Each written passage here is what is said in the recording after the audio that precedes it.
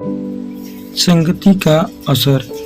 एक बार एक राजा शिकार के उद्देश्य से अपने काफिले के साथ किसी जंगल से गुजर रहा था। दूर दूर तक शिकार नजर नहीं आ रहा था। वे धीरे धीरे घनघोर जंगल में प्रवेश करते गए। अभी कुछ ही दूर गए थे कि उन्हें कुछ डाकुओं के छिपने की जगह दिखाई दी। जैसे ही वे उसके पास पहुंचे कि पास के पेड़ पर बैठा तोता बोल पड़ा, पकड़ो पकड़ो, एक राजा आ रहा है। इसके पास बहुत सारा सामान है, लूटो लूटो, जल्दी आओ जल्दी आओ। तोते की आवाज़ सुनकर सभी डाकू राजा की ओर दौड़ पड़े।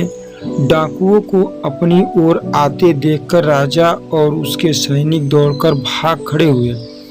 भागते भागते कोसों दूर निकल गए। सामने एक बड़ा सा पेड़ दिखाई दिया।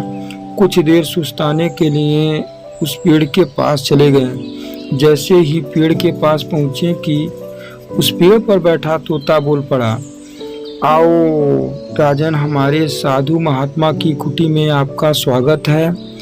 अंदर आइए, पानी पीजिए और विश्राम कर लीजिए। तोते की इस बात को सुनकर राजा हैरत में पड़ गया और सोचने लगा कि एक ही जात के दो प्राणियों का व्यवहार इतना अलग अलग कैसे हो सकता है। राजा को कुछ समझ नहीं आ रहा था।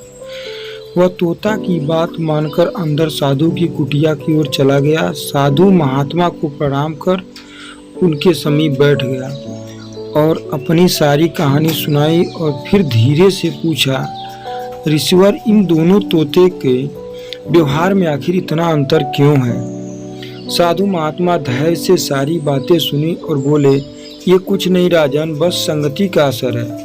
डाकुओं के साथ रहकर तोता भी डाकुओं की तरह व्यवहार करने लगा है और उनकी ही भाषा बोलने लगा है।